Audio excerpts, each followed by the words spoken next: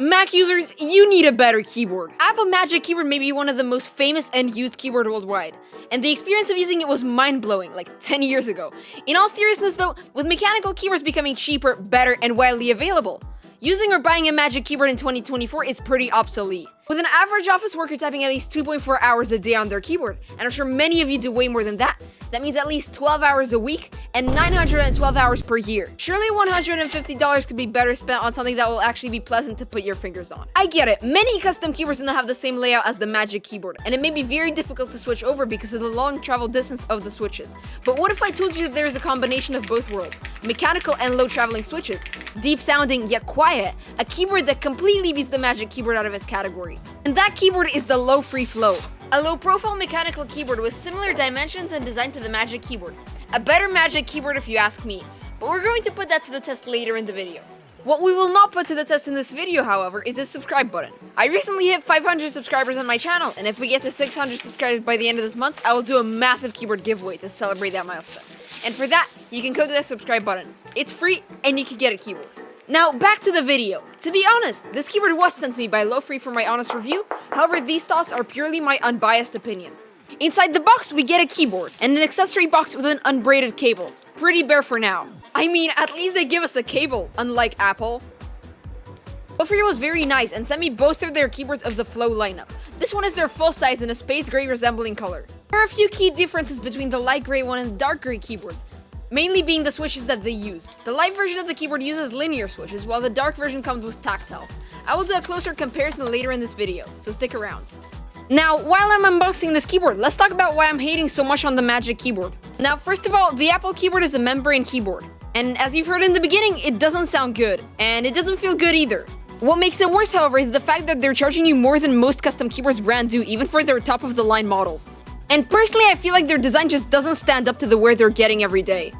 Look, I'm not here to fall on roast Apple's design skills. Their keyboards are functional for light use. Decent tactility, relatively quick response, clean optimized layers from Mac shortcuts. But once the keyboard receives a spill of any beverage, it's $200 in the trash, since the keycaps will be permanently glued to the case. I'm not saying this couldn't happen to a mechanical keyboard, but if it does, it's like $40 for new Switch's worst case scenario. Now, taking a closer look at both keyboards, we can see that they share a lot of design language with the Magic keyboards. I'm talking same colors, similar materials, etc. This could be seen as good by Mac users looking to upgrade their keyboard without disturbing the scheme of their setups. If I have convinced you so far that you should upgrade, keep in mind that in doing so you're getting rid of some features present in some models of the Magic Keyboard, such as Touch ID, and not being loyal to Apple, which is not that big of a problem. Now let's talk about the switches, since this is an element that makes this keyboard stand out even in the world of custom mechanical keyboards. The switches both keyboards use are made by Kailh, and this is their Shadow lineup of switches, which consists of a linear, a tactile, and a clicky switch. These switches are also fully palm, giving them that creamy and thocky sound signature. Another cool feature these switches have is that they're self-looping, meaning that they will sound better over time. I have no idea how that works, but that sounds super cool. This keyboard is hot swap, but the switches are hard to remove. And if this video gets 50 likes, I'll do a video modding this keyboard. Now, the keycaps this keyboard comes with are okay. They're pretty similar to what the Magic Keyboard has. They could get pretty dirty with time, however.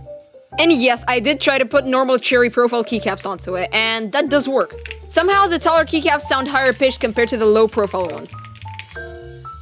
Taking a look at the back of the keyboard, there is some accent feed that looks very nice.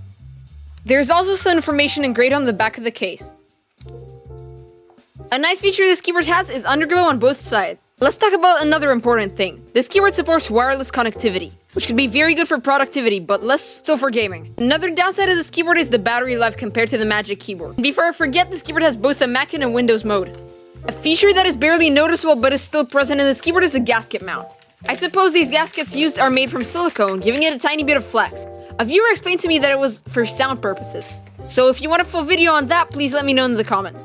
Making this keyboard sound so good are layers upon layers of foam present in the case. This is surprising because of how thin the keyboard is. Also, what some custom keyboard enthusiasts might say about low-profile keyboards is that they're not customizable. However, Lofree does sell some additional keycaps and switches to make your keyboard truly yours. Now finally, let's talk about should you actually buy this keyboard. If you have some spare money or absolutely hate your Magic Keyboard, this option is ideal for you. But some Apple products such as iMacs come with basically free Magic Keyboards, so if you're not in desperate need of a new keyboard, you could save some money and not upgrade. The choice is ultimately up to you. As always, all links are in the description. Please subscribe if you like my content, and here are the sound tests.